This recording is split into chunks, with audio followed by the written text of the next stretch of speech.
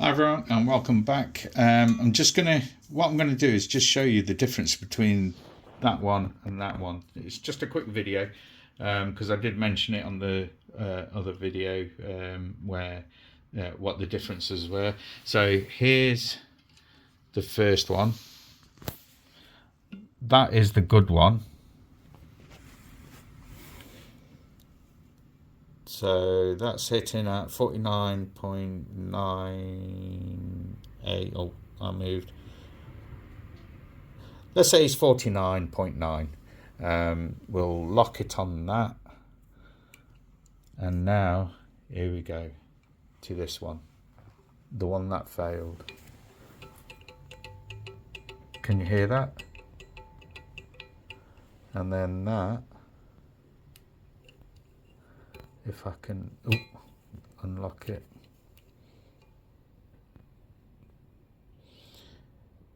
There we go. There's a difference there. See, the slightest difference makes a difference in how the bearings will sit. So we'll lock it on that and then take it from here and then put it on this one and it won't fit. That's how much of a difference there is. That's what caused the rod knock. And then when I put it round, it's uneven. See, it's tightened up there and it won't go any further. So it has gone oval. So it sits there, perfect.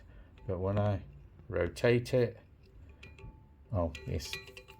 Well, I didn't lock it in place. When I bring it around, it sticks. There we go. That's where it's stuck now. So nice and loose there. And it sticks there. So there we have it.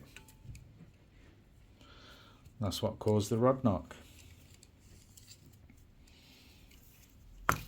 Thought I'd explain it, but yeah, and show you this caused my engine rebuild the second time round. If you like this video, please do give it a thumbs up, subscribe and share.